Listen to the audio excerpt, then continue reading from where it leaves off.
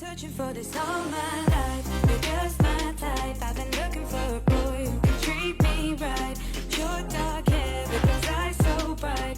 All right, Scheananigans time on a Friday with my gorgeous friend, Miss Lala Kent in the building. How we doing? We're good, bestie. How are you doing? Are you good as gold? I'm always good as gold. So we're going to be joined by my lawyer, Nema, in a little bit. Lala's going to be on the co-host mic, but we figured we'd just get the conversation going while he is on his way. He's a very busy man. I cannot wait to pick his brain.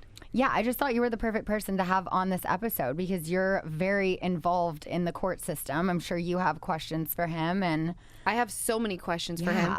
And even though, like, the court system is one thing, but then there's obviously branches. You got the family court system, criminal justice system. It's, like, all very, like, blanketed. There's a lot of, like, corruption in every aspect. Yeah. But I have questions for him. And I'm just someone that speaks about the court system based on experience, but spoiler alert, I am not a lawyer. Wait, what?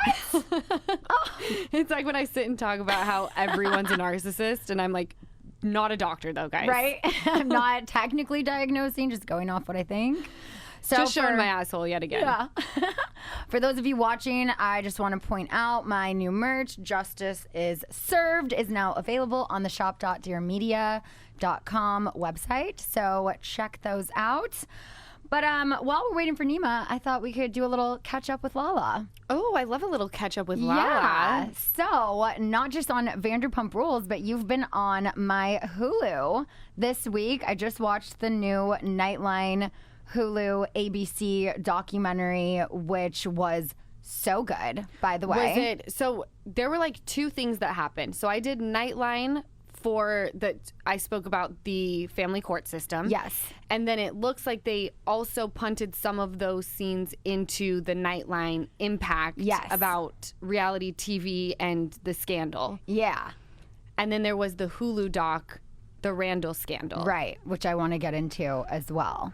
It was a lot. Where do you want to start? you drive this ship, baby. All right. So then I knew you were doing the Nightline thing. And then when I saw that was in the Hulu doc, I was like, oh, wait, I didn't realize that was the same thing. So it makes sense that you were saying that was a separate interview, because what they did for the Hulu doc is they pulled things from so many different interviews and stuff, because not everyone, I guess, was either allowed to do the Hulu doc or whatever, but they used so many scenes from so many different things. I was in it more than I thought I was going to be. But yeah, I mean, tell me, how do you feel about us, where we're at now, season 10? They've done this entire documentary about us, and then I also want to talk about the other one, but just for you to even be featured in that was really cool.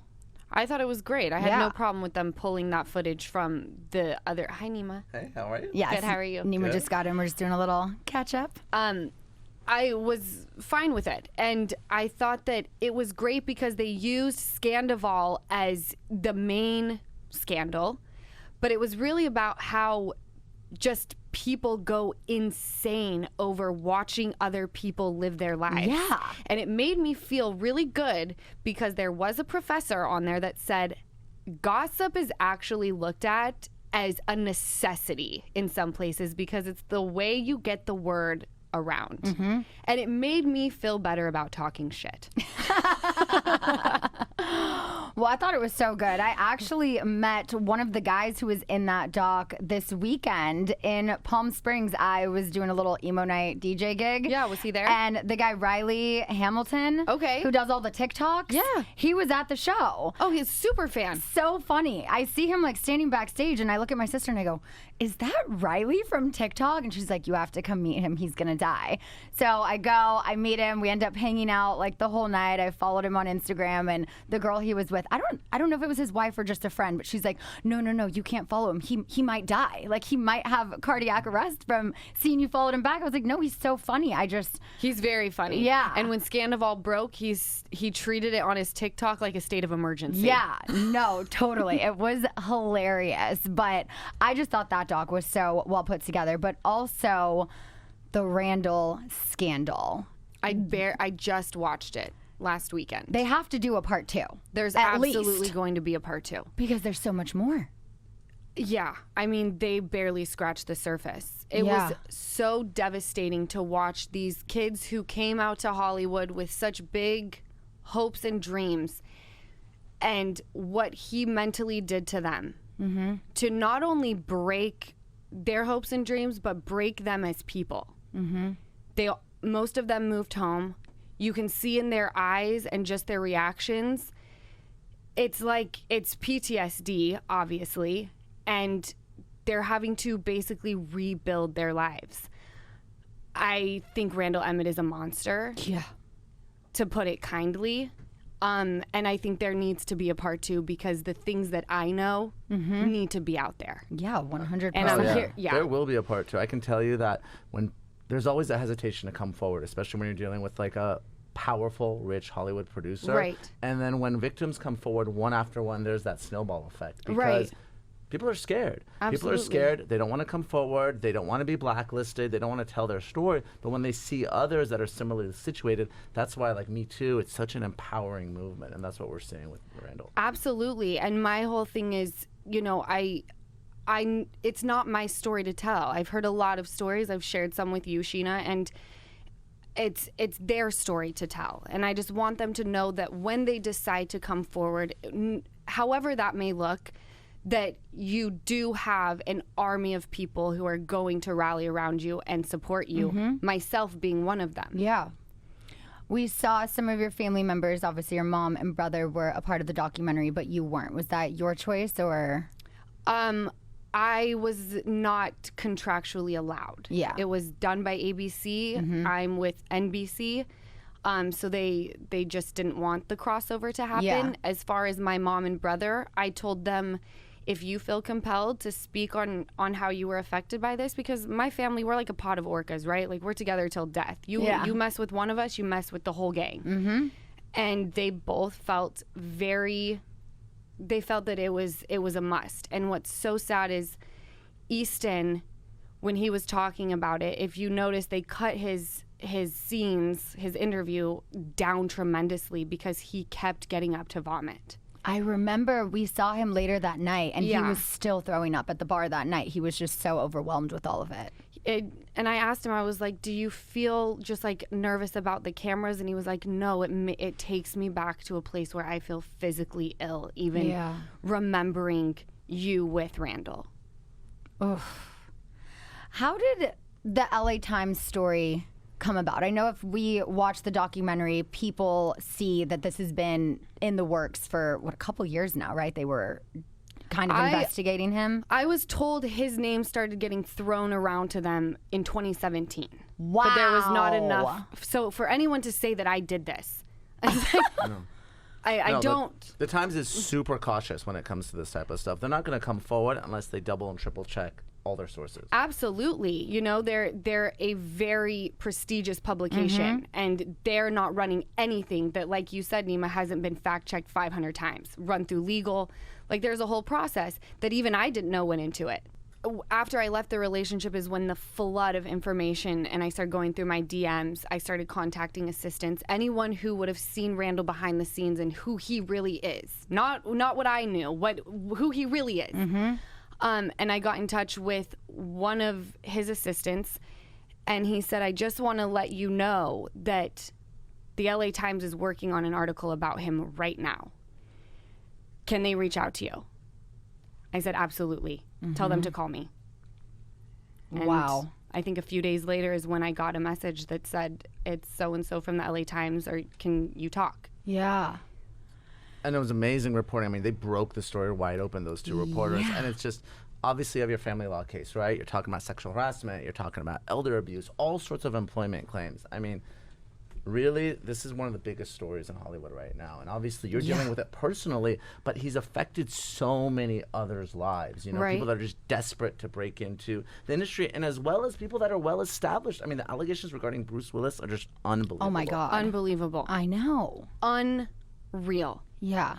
And there was I forgot what she did on Midnight in the Switchgrass, but she on the documentary said, like, we should have said something when Randall was treating Bruce that way. You can drive yourself insane with all of the ways that you could have stepped up and said certain things, but he was, I'm going to say was, or pretended to be in a position of power. I think it's becoming very clear he's not powerful. He's never been powerful. He's never been what he pretended to be. Yeah. Well, just because of people like you that are finally stepping up to him, right? I mean, it's that culture of fear and manipulation in Hollywood. You know, you've lived with it for so many years, and you're continuing to live with it now, but it's such a persistent problem, and I'm glad that we're finally shining a light on this. And it doesn't matter whether it's here on the podcast or it's LA Times or the documentary. This is so incredibly important to so many people. Yeah. I'm so happy that you're saying that. And I'm glad you're here on the podcast today. Thank you for having me. Neama Rahmani, welcome to Scheananigans. Send it to Nema. Yes.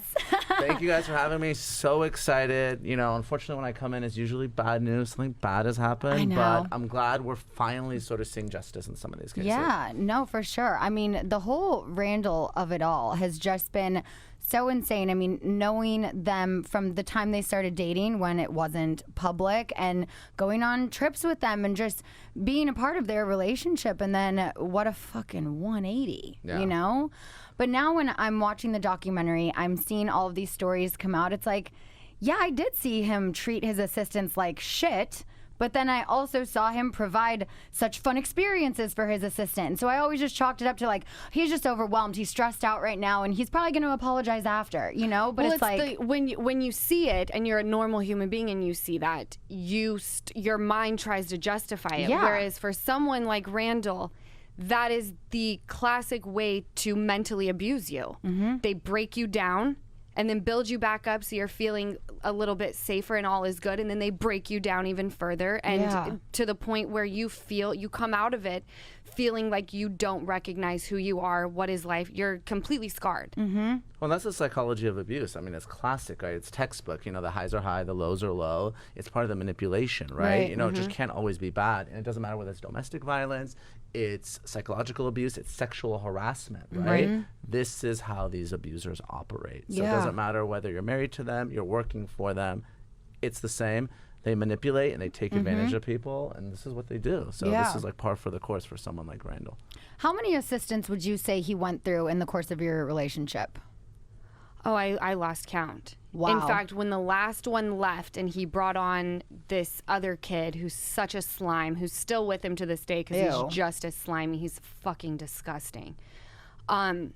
I decided with this new guy that he has, I said, I'm not putting his number in my phone. I'm saving him as assistant because I refuse to get attached to another assistant because they became like my friends. Well, yeah, the amount of numbers I have in my phone, Randall assistant, Randall assistant. I'm like, oh, it's a new one this week. No, totally. Yeah. I know. So when I went back into my phone, when the relationship went south and I needed to contact these people, I just typed in assistant and there was a list of 45. Yeah. The one who was in the documentary, is that the one who we used to call Paul Walker?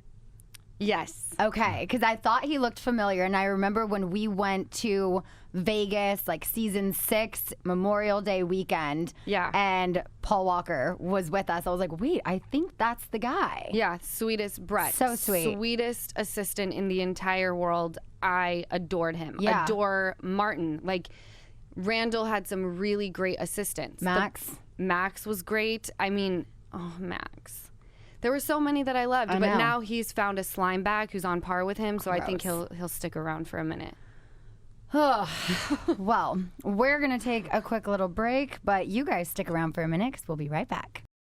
So you guys have seen my post about Factor, and I'm posting again because I love Factor. These are my morning smoothies I do for breakfast, lunch, and dinner. Easy, ready to go. We've got cheesy bacon ranch, shredded chicken for Brock, and spicy sweet potatoes and peanut sauce for me. Not only is Factor way quicker than any restaurant delivery, but it's also cheaper than any takeout you can order. So you literally open it up, poke a couple holes, chuck it in the microwave, 2 minutes, and lunch or dinner is served. All right, so I feel like there's been a lot of confusion about the TRO. In this week's episode of the reunion, you see that Andy served me with paperwork, which Rachel claims was a dismissal of the restraining order. But I want you to, I've explained this numerous times. My lawyer, Nema, I would like for you to explain why these papers she served me with were bullshit, why we couldn't, get it to go away sooner, and just those logistics of it. Because some people are like, why couldn't you guys be in the room? She gave you papers. Like, that should have worked. Yeah, totally. So when you're dealing with restraining orders, there's 3 types, right? The first is what we call an emergency protective order. That's when the police show up at your house. It's an emergency. They call a duty judge who's on call that night, and they can get an emergency order. Usually just lasts a few days. Obviously not what we're dealing with here. What we're dealing with is the second type of order, which is a temporary restraining order. So that's what happens when a person goes ex parte to a judge. That means they go by themselves. The other side isn't there. They tell their story to the judge, and the judge, he or she, issues a restraining order that can last a few weeks, usually about 21 days. The issue with that type of restraining order is it cannot be changed, it cannot be modified in the civil context, which is what we're dealing with, until the hearing on the permanent restraining order. Now, at that hearing, that's like a full-blown mini trial. Both sides show up, you call witnesses, you cross-examine them, and then the judge makes a decision. He or she's going to issue a restraining order. It can last years. 3 to 5 years. So during that temporary period, that 21-day period, there's nothing you can do. This is in the California Rules of Court. It's on the court's website. And this is what I kept telling Rachel's lawyer. But obviously, he didn't understand. So when... Mickey Mouse lawyer. I know, Mickey Mouse. Yeah. Mickey Mouse wouldn't know how to conduct a temporary restraining order. He's supposed to be at Disneyland. I know. I don't know what this guy's Do doing. you know who Daryl is? Yes, I know. Yeah. So, yeah, Daryl and I should have gotten together on this one. So, when Andy served you, I mean, there was 2 problems. The first was, as a matter of law, you can't dismiss it. Second, what he gave you was the completely wrong document. I'm sure you still have it, or you took a picture. No, remember I ripped it up. I was on the phone with you, and you're like, that's right. rip it up. And I was like, I don't need this You should shit. have It's shredded fake. it and then put it in I a have shadow a box. picture, and I can... Oh. I can put it out there if you want me to. But what it was it was a request to dismiss a civil complaint, which is a lawsuit. It has nothing to do with a restraining order. So it's a totally wrong document. He tried to call the judge's clerk. She said you can't do it. And that's why we had to show up. Yeah. Because nothing that happened at the reunion had anything to do with that restraining order hearing. Do you think that was sent because there was a plan they had in the back of the mind? Because that's what she what does. I was thinking was it's going to start with the restraining order. The next thing that's going to come, because I just had a feeling that she and her parents were kind of this way. Next is going to come a lawsuit against Scheana. Oh, yeah, totally. I thought we're looking at a potential lawsuit. You're going to be sued for assault and battery, maybe criminal charges in New York. Let's not forget, I mean, she went to the doctor, false medical record, went to the police, false police report. I think you were totally getting set up to get that permanent restraining order, maybe get a lawsuit filed against you, and who knows? You can't film a show if you have to stay 100 yards apart from Right. Now, do you think because she has now said this week on camera that she regrets it, do you think anything further will come of this? Or you think, like, that's it, it's been put out there, it's been stated publicly, and, like, now this is just dead? Well, it's not binding, but obviously that's helpful. I think the only thing that may come of it is if you go after her for defamation and malicious prosecution, because you have the upper hand. She's already lost. I think she realizes that this was a huge mistake. Setting aside what she did with Sandoval, what she did with you was an abuse of our justice system. Absolutely. You know, and the fact that, like, now she's playing victim and going to the FBI. Listen, I was a federal prosecutor for years. I work with the FBI every single day, okay? When you put yourself out in the public eye and you do something like this, you better expect that you're going to get some crazy comments on social media. Yeah. You know, this is not what the FBI is intended to do. They're not supposed to protect someone like you from some nasty comments or even threats on social media. Their job is to actually investigate and go after real crimes. There's thousands of women who are missing in this country, right? Yeah. People that are being trafficked. I mean, there's so many more important things for the FBI to do, and for her to contact them because she feels afraid is absolutely ridiculous. Well, like you said, it's taking advantage of the system, and I tell Scheana all the time, the system is broken in many ways. One of which is people like Raquel making it so that no one is taken seriously. Yeah. We don't believe you. Of course, and it's such a problem in this country, right? You have things like sexual assault, domestic violence. Those are the most underreported crimes, right? Women don't come forward. They're afraid. Even when they do, people don't believe them. And the reason people don't believe them, and this is not right, it's not just, is because of these types of false accusations. You know, there are men out there that believe that women make these things up, and obviously this had nothing to do with a man, at least as far as you two were concerned. But there are people that are going to say, do you see, she got a restraining order, it was all lies, and guess what, women lie when they go to the judge. Can I ask you a question? So her TRO was basically immediately granted. My question is, my ex's other baby mama, ex-wife, her name's Amber, she went in on 2 separate occasions asking for immediate protection of not only herself but of her 2 children. It was not only denied once, it was denied twice, and finally the 3rd time it was put into play.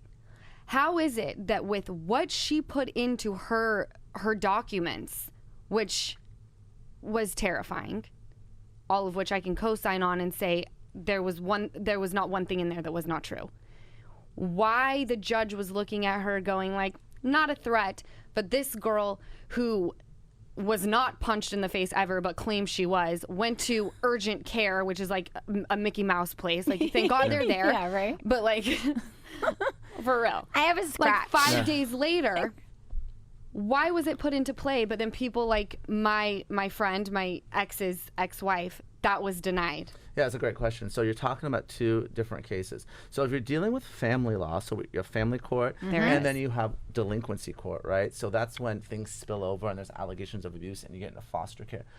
In those circumstances, judges are a lot more hesitant to grant restraining orders saying, hey, you can't see your kids, because people are more prone to lie in that context to gain leverage in an unrelated case, right? They want dad or the mom not to see the kids, so there are sometimes allegations that aren't true. Whereas in the civil context, right, you guys don't have any kids together, you don't live together, you have really no pre-existing conflict. So when a judge hears, hey, there's a police report, there's an urgent care report that says she has a concussion, right? Okay. You're not there to dispute any of this. Right. The judge is going to be like, okay, I'm going to rubber stamp this at least for a few weeks, Okay. right? Whereas in the context that, hey, I'm going to get a restraining order, not because I want you to stay away from me, because, hey, I want you to stay away from your kids. Right. Judges are going to be like, well, wait, is this something I want to grant, or do I want that full hearing to hear all the witnesses and all that evidence? See, but it goes back to what I fight for on the steps of Stanley Moss Courthouse and in other states, saying parental rights cannot be placed above the protection of children. Absolutely. And it happens every day.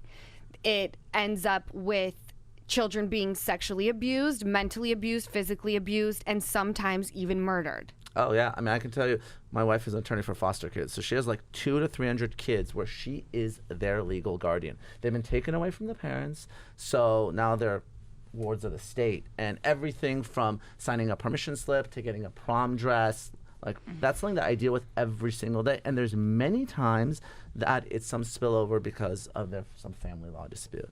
So it's really sad. And really, like you said, Lala, the standard is the best interest of the child, right? Unfortunately, oftentimes the parents are only thinking about themselves and not the kids. Right. So That just gave me heartbreaking. chills what you said. Yeah, it's sad. And I can tell you another terrible fact. You know, like people abusing the system, children that go up in foster care within 3 years, more than 50% of them are trafficked, homeless, in prison, or dead. More than 50% of kids that grow up in foster care. So think about what parents are doing to their kids by, look, sexual abuse, physical abuse, all that stuff happens all day, every day. But when you make up allegations or you don't protect your own kids because of a dispute you have with your ex, and your child goes in that system, they don't have a chance. No, I know. And I think that was the toughest pill for me to swallow, not to take away from the restraining order, but that the moment I entered a custody battle, me being naive, thinking, this is a no-brainer. Right. It's about the child. Like, this is a no-brainer. And what I had to present as well, it was in black and white.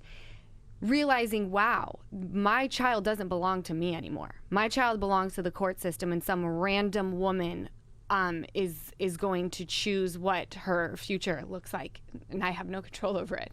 I know, and I know you're crying, and you absolutely should be. Let me tell you, it's such a fundamental right that we're talking about. People don't realize. Obviously, look, if you're accused of a crime, the government is going to give you a lawyer. These types of cases, delinquency cases, are the only other type of case where the government has to give you a lawyer because it's such a fundamental right. It's your child. If you're getting deported, you don't have a right to a lawyer, right? You're getting divorced, you don't have a right to a lawyer. But they're taking your kid away from you, they will give you a lawyer because it's such an important thing. And again, a lot of people don't know about this system unless they happen to be involved in it, and they don't realize how your life can be completely torn apart. Right.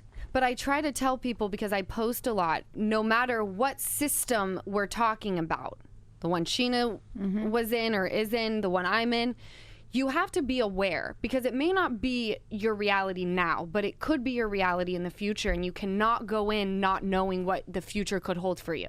Well, yeah, like we've talked about this on the podcast before. I had no idea ever what a reunification camp was. Never heard of it. It's not something that I've ever known about. And then hearing what Lala is doing and with this woman, and it's One Mom's Battle on Instagram for those of you who want to follow along, I had no idea that something like this existed because it doesn't affect me today. Sure. You know, and that's what I love so much about Lala, spreading awareness and letting people know, like, this shit is happening and it needs to stop. Oh, it's so traumatic. I mean, you're really taking a child away from the preferred parent, right? For those of us that don't know, you send them to this camp for days, and you have children that like are very young. Some of them not really even verbal. The youngest on record is 6. Oh my God. And it's so sad. Sometimes the kids are special needs, you know, they're really torn apart, and all of a sudden, you know, they're indoctrinated and by these therapists to completely change their thoughts about the parent they're alienated from. And it's really sad. It's traumatic, and my heart breaks for those kids. They're already going through so much, right? They've already really lost one parent, and now they're being taken from the parent that they love.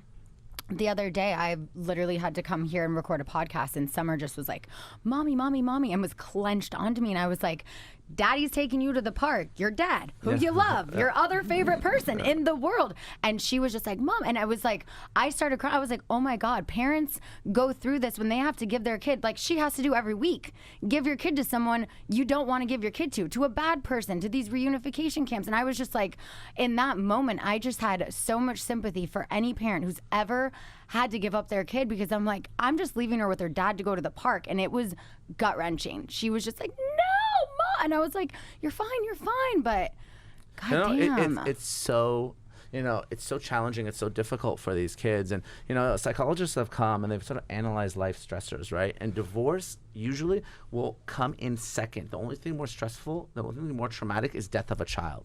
Divorce, these types of separations, it's more difficult than death of a parent.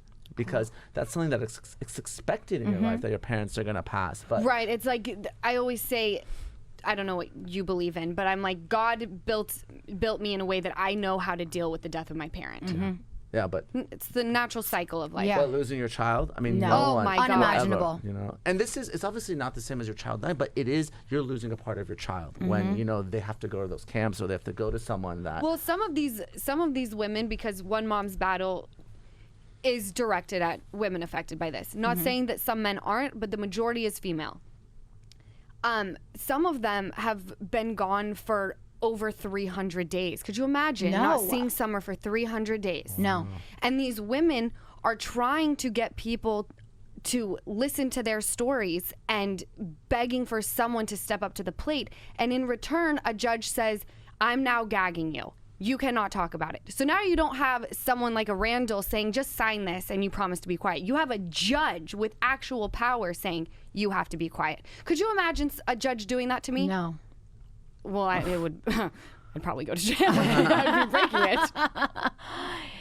Damn. Yeah, it's terrible. But like you said, I mean, people like Randall, this is what they do. They try to silence their enemies, right? We see these NDAs, right? We see in sexual harassment, sexual assault cases, and family law cases, they want to make sure that the victims don't tell their story. And obviously you two have a platform, but imagine the millions of women out there that do not, that don't have the strength, that don't have that voice, and imagine what they're going to, they don't have the money, they can't afford a lawyer. I mean, think how sad it is for those women. I can't even imagine, because when I entered, even with you, Scheana, it is a luxury to be able to walk into a courtroom and protect yourself. Yeah. It is not cheap. The system, I believe, in my humble opinion, is designed to bleed you dry, exhaust you, to where you just go the fuck away. That's what I've seen. Yeah. And it takes a very strong mind, and also someone who can afford it, to go in and stand up against the system for a long period of time. I look back, I've been in this almost 2 years. I'm like, how the fuck has it been 2 years? Yeah. Then I meet people that are like, wait until it's been 10. What? 10? Oh my God. Let's pray and hope that is not.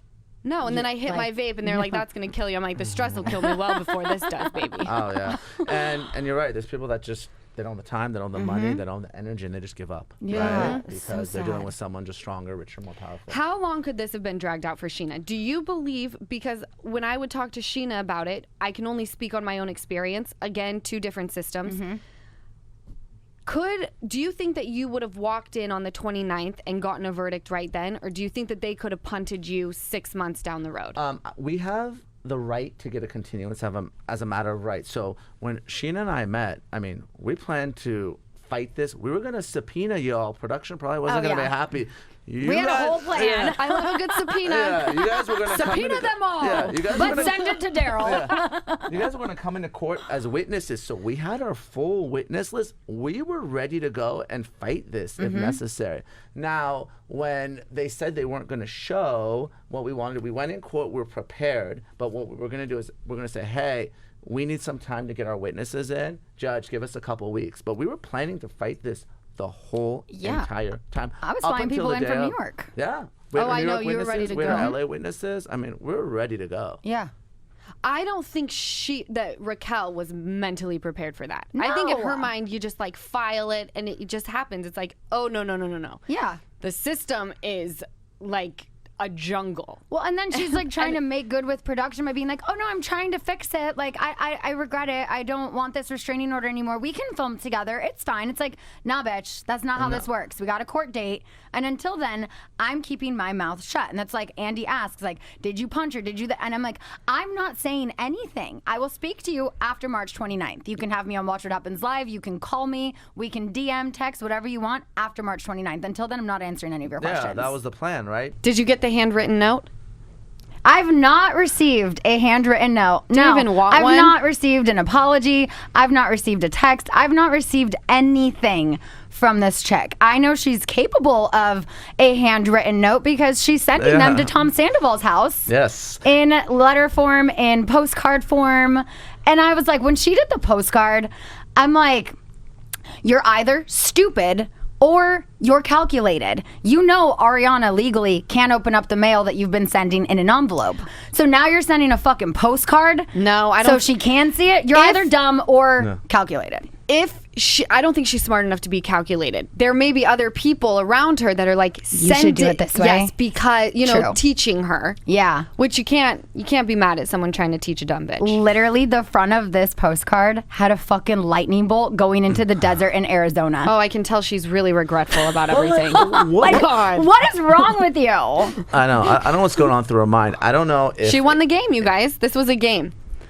She's a pageant girl. Her whole life has been based off of competing against other women, and not in a healthy way. Point. It's who's prettier. Yeah. Very good point. What a fucked up thing to put your child in a pageant. And the amount of TikToks now that I've seen of all of our looks, every girl on the show, she's copied looks of ours multiple times. No, which it's at the time, absolutely terrifying. I never noticed. I was like, oh, Lala, that's a coincidence. She wore a black bow in her hair with a black lace outfit. I would wear that. That's cute. Then you see it's one after another. I'm like, this is single white female. Oh, yeah. What the fuck? Well, we know if you disappear, who our number one suspect is women. But what is she thinking, right? I know her family's in her ear, right? And maybe she's getting some legal advice. But, I mean, you're Scheana Shay. You're not going to back down, you know? That's true. Did she think that, like, she's going to file this and you're going to go away, or she's going to get this restraining order? Like, you know what I've learned? Any woman who has nails like Scheana Shay, don't fuck with them. No. They put up a good fight. Anyone with little shorties, don't look at mine right now. And you know what's Anyone funny is with they're a little short right shorties? now. These are short for me because I'm throwing out the first pitch at the Padres game this weekend. So I went a little shorter. You have a reason. Yeah. You have a good reason. Yeah. But I do know that for a fact. Yeah, don't fuck with me. Fuck, I had a really good question for you. Oh, but even if she wanted to blame, if Raquel wanted to blame, like, my parents got in my ear, at the end of the day, when she went to her lawyer, she had to sign off on all those things, correct? Penalty of perjury. I mean, you go to the police, you file a police report. Oh, that's a crime. That's a felony. You get a medical record, false medical record. You submit it. I mean, she could be prosecuted for, like, perjuring herself, for abusing our criminal justice system. But how would she get prosecuted? Would I have to press charges for these things? Yeah, so there's two types of ways it can go. So the district attorney or the city attorney could get involved and say, listen, what you did was wrong, what you did was false, we're going to prosecute you. Now, I'm going to be honest, as a former prosecutor, they're probably not going to want to get involved in all this. You know, that's It's just reality show drama. Yeah, Totally. That's just not Yeah. how they work. The other would be that you file on your own. So you can file and you can say, hey, you know, you put me through all this. I had to deal with Neama Rahmani and my lawyer for weeks, you know. It really, in some ways, completely derailed the reunion show, right? I'm sure production wasn't happy at all. So, The amount of emotional distress this whole thing caused me, which you obviously see the emotion come out of me this week, but as you knew, the night before the reunion, we didn't even know if I was going to be able to go. I'm like, if they can't guarantee that we can follow the restraining order, how can I safely go knowing I could get arrested if I accidentally walk into the wrong dressing room or Right. something? Oh, I yeah. don't trust this chick. No, yeah, I mean, know. There's a court order, right? And literally, it was an 11th hour phone call Yeah. between me and Alex, the executive producer, where we finally hashed it out and we agreed on how it's going to work. And we had all the assurances that you're going to be 100 yards away. Because let's not forget, you have to be 100 yards away from her person, but from her car. You can't even communicate with her indirectly. You can't tell Andy something that's going to go to Rachel, because that also violates the restraining order if you talk through an intermediary. No, I just yelled at the TV from my trailer, which you'll hopefully see next week in part 3. Well, that's absolutely fine. Yeah. There's nothing that states you can't yell at someone through a Right? television Yeah. screen. But thank you again just for, you know, being there for me throughout all of this. So I don't know if you know, but we met through a friend of mine from high school.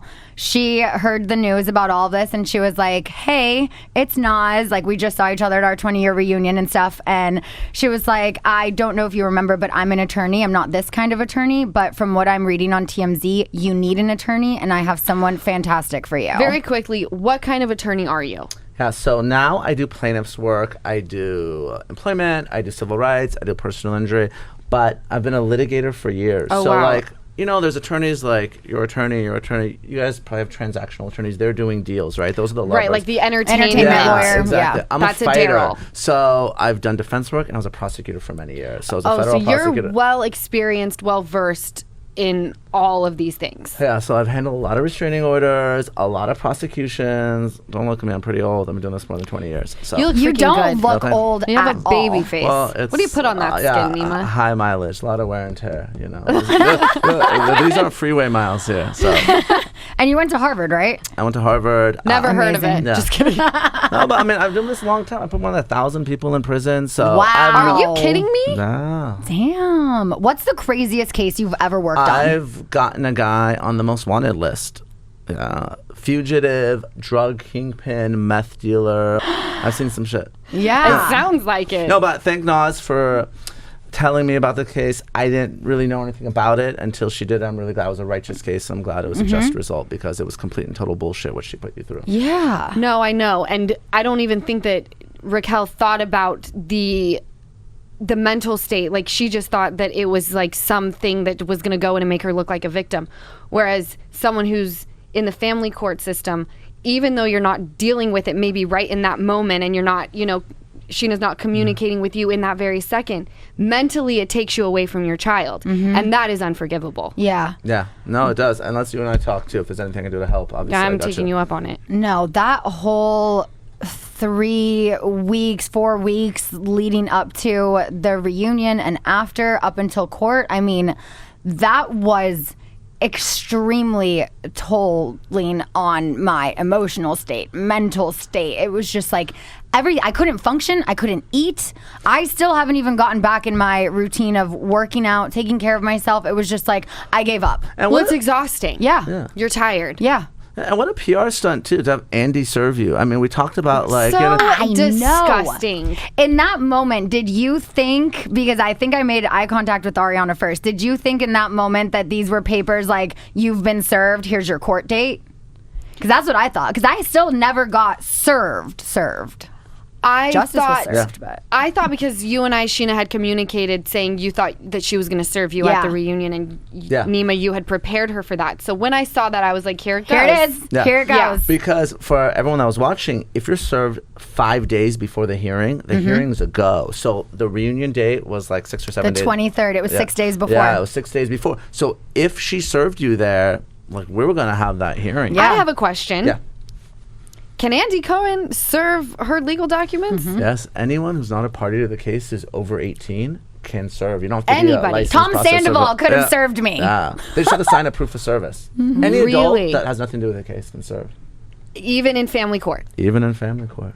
Which is How crazy. why when someone appears at my front door with flowers, I go, Yes. leave them Flowers are your outside, number one. bitch. Yeah. Leave them outside. Yeah. Flowers, Amazon They're like, delivery. Lauren yeah. Birmingham. You're like, nope. Yeah. That's what I know. Right?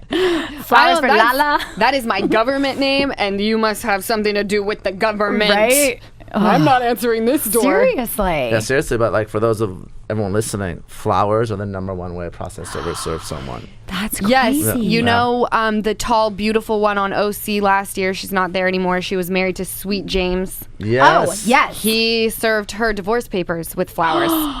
Yep. I know Sweet James, so yeah, and his business partner, but yeah, so I know how that went down. I don't know the ins and outs of their marriage, but that's a savage. I know fucked up way that to serve Sweet someone James with. likes a stack of vaginas. Well, he's in Puerto Rico right now, so. Sweet. Oh, aren't they all? Yeah. Who names themselves Sweet James, by the way? Those billboards, so. Never noticed them until she appeared and told me about Same, them. And I can't honestly. stop seeing them. I had never noticed them before either. And then it was like all I saw. They have them in like Azusa. I mean, my drive from my mom's house to here, I see Everywhere. at least 3 or 4 of them. Like, Yeah. Okay. Do you ever get tuckered out from your job? No, because it's really the life I've chosen, you know? Some people don't like the fight, right? Imagine going to work every day. There's always someone on the other side resisting every single thing you do. Right. Everything, right? So it doesn't matter whether I'm prosecuting someone, I'm defending someone.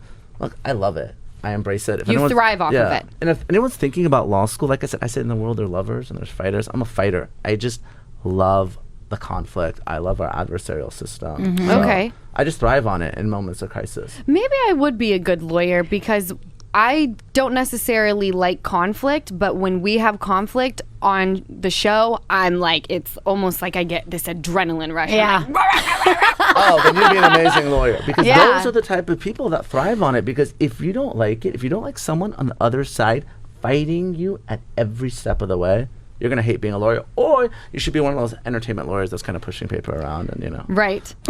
One more question for you because I think you're amazing. Are you the type of lawyer where you're very by the book in your emails, or are you a little bit passive aggressive? Oh, I'm one of those. I'm like, Yes. Lala. Yeah, you should see me in the courtroom, too. Like, I will bring it. I Yeah. would die to see Yeah. you in the courtroom. I know. Too bad this hearing didn't go through. That was the thing too. I Too was bad like, your TRO didn't go my through. lawyer is a savage. Rachel does not want to be in the courtroom with our team and our witnesses. But I also think Rachel, her family, and her lawyer knew that they were not going to win this. I'm going to take credit. When I outed him on social media and was like, you fucking clown. Don't send me fucking emails. I think that they all kind of were like, oh my God. No. Oh, we would have torn her to shreds. Yeah. It would have been a bloodbath. I don't think you they know? were ready for the two of you. No, but Sandoval, the day I filmed with him, Right. he had after talked to Brock outside when Brock was coming back from the park with Summer, and when he left, they ran into him. And he had said to Brock, like, trying to almost threaten us, but it was like, I just want you to know her family has a private investigator, and if they get this video, it's going to be very bad for Scheana when it shows her punching her. And I'm like, But I didn't do it. So find the fucking video. Go ahead. You're like, why are you Where's the wasting money video? on a private investigator? I'll just go request it myself. Right? Because that would actually help me in this case. Well, and Sandoval was going to be one of their witnesses too. I mean, when we went through the case, we're like, who are we going to go after? Whose lives are we going to ruin? And it was going to be Rachel, number one, Sandoval, two. Not because of what happened, but because those were our two witnesses that we really needed to discredit. Yeah. So imagine. Well, at the end of the day, it was no longer about Sandoval. It was, you've now filed. Yes. I'm in the system. Yeah, you you're have now fucking brought with me my life. Correct. Yeah, there's real consequences. You know, if you violate the restraining order, guess what? On the reunion or elsewhere, you can go to jail. You can't have a firearm. I'm not to say you want one. I mean, but this isn't like a show anymore, right? Yeah. This is real life with a judge, with a court, and actual consequences that are going to follow you the rest of your life. And you also, I would assume, going into a courtroom and a judge is already going to be looking at you a certain way and her a certain way because they're dealing with real life shit. And here are these two white women who are on a reality TV show and acting the way that we've acted. And that judge would look at all of us, including your witnesses, like we're all just a freaking circus. Yeah, even the courthouse when we went, they weren't ready for it. There's literally like reporters wall to wall surrounding the court. When we walk in, I mean, the gallery is crazy. full. Yeah, no, I'm sure. Yeah. Well, again, I know y'all were ready for a fight, but I was so thrilled when it was done because my friend could go back to being a mom, being my sweet little shishu who would not hurt a fly. I say one semi-mean comment to me or to her, and she's in the fetal position, and I'm like, it's okay.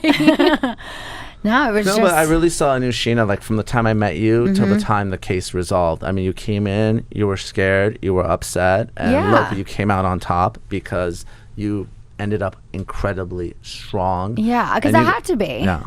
And that's the thing. The hardest part about all of this was I'm a mom. I don't want to do anything that's going to get myself in trouble, that's going to take me away from my daughter. I was just like, oh my God, why did I do that night? Why did I push her? Why did you do that, Scheana? And I'm like, there's, barkers and biters. And that night I was a biter. Why couldn't I just be a barker? Why did I have to push her? I would have never in a million years thought it would have escalated this much. And then I was freaking the fuck out. I know. You think about, now that you've experienced this, you think about things differently. Oof. And I am definitely just a barker because I never want to catch a case. Yeah. I don't want to be in the system. I know, but you two have been betrayed by people that you really cared for and you loved at some point in your life, right? Obviously you and Randall, and then you, I mean, here's someone you took in your home with your younger sister, one of your best friends. Yeah. And for them to do this to you, both of you guys, I mean, to be taken advantage of like that, it really kind of changes your perspective on life and you become a little more jaded as a result. 100%. Absolutely. You don't trust as many people around you. No, and I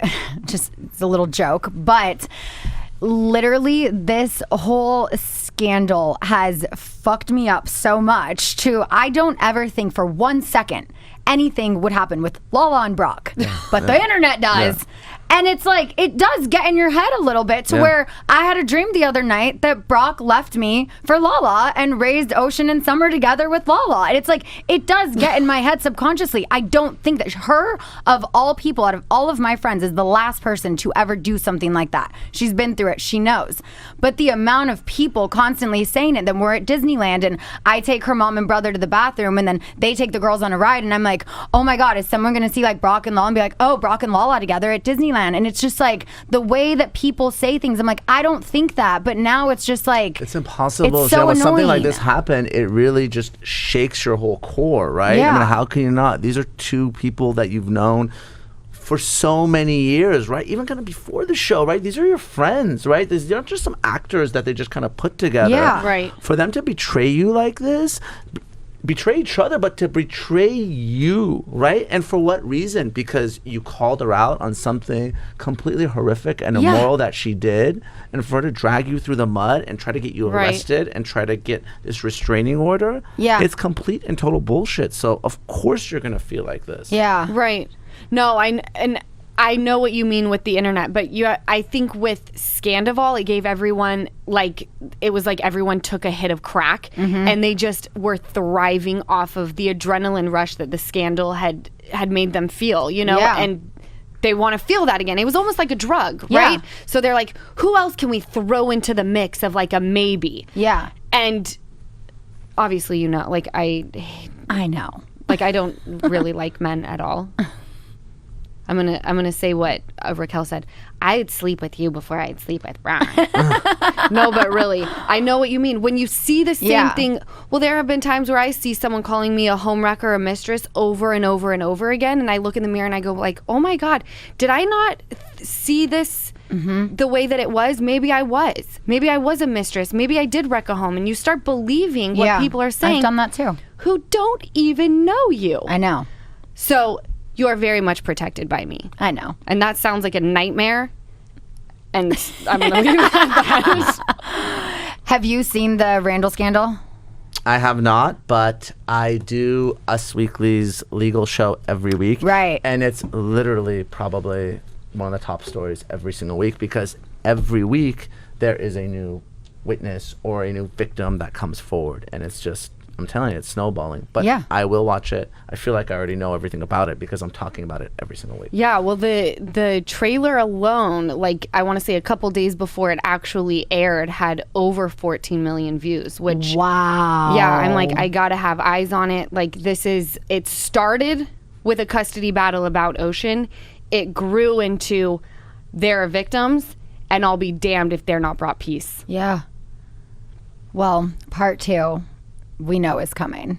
Oh, because there is so much more to this story. But until then, thank you guys both for being here. Thank you for having into some me. shenanigans with me. Yeah. Nema, please tell everyone where they could find you if they need a lawyer or just want to follow you along. Yeah, so I'm at Neama Rahmani, and my firm is called West Coast Trial Lawyers. Boom. Perfect. It was great to meet you, Nema. Great Yeah. meeting you. Thanks for Lala. protecting our girl. Thanks, Sheesh. Thank you Thank you. so much, and thank you guys for listening. Searching Bye. for this all my life.